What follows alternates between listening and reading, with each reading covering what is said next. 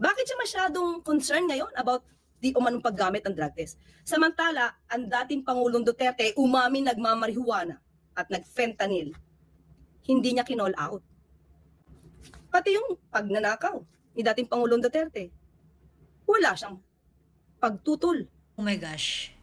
Ito talaga yung problema ko dito sa kumari ko. Yung mahina talaga yung ulo. Magaling lang magsinungaling. Pero hindi ito marunong mag-isip. Alam niyo yun?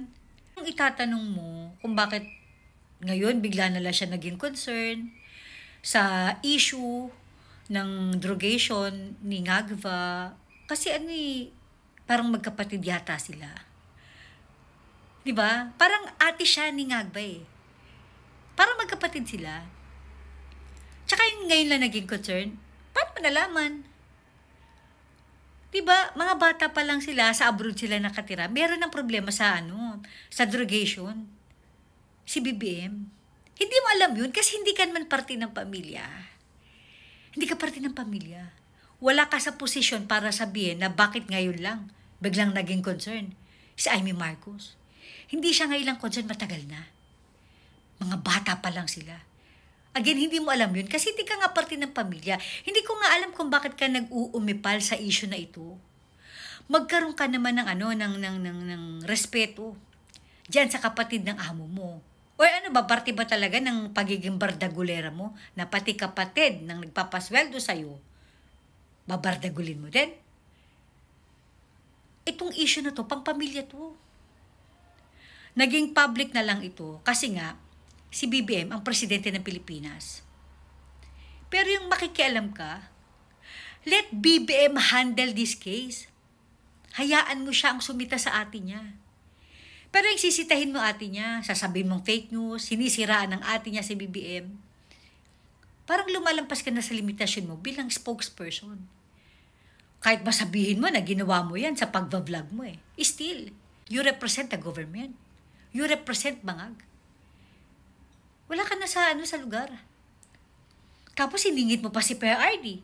Hindi ko malaman dahilan bakit kailangan isama si PRD dito.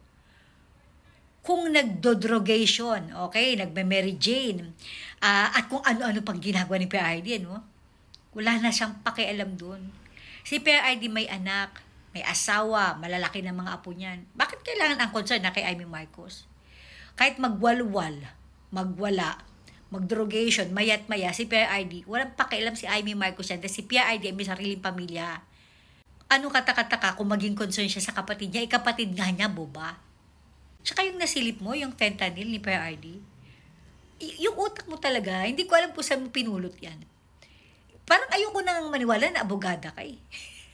Kasi sobrang hina ng ulo mo. Fentanyl, may prescription yan ng doktor. Legal yan. Diba?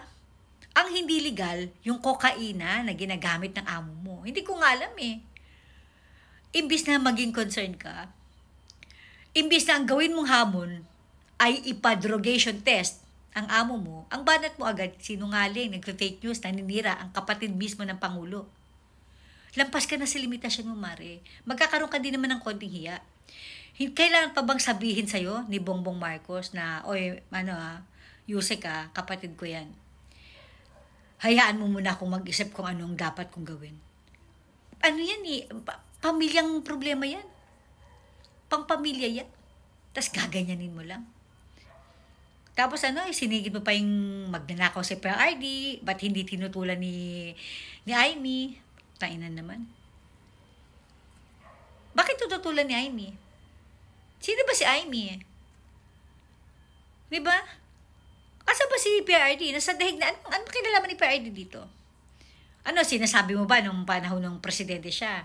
Nagnanakaw ito, hindi tinutulan ni Amy. At bakit naman tututulan ni Amy?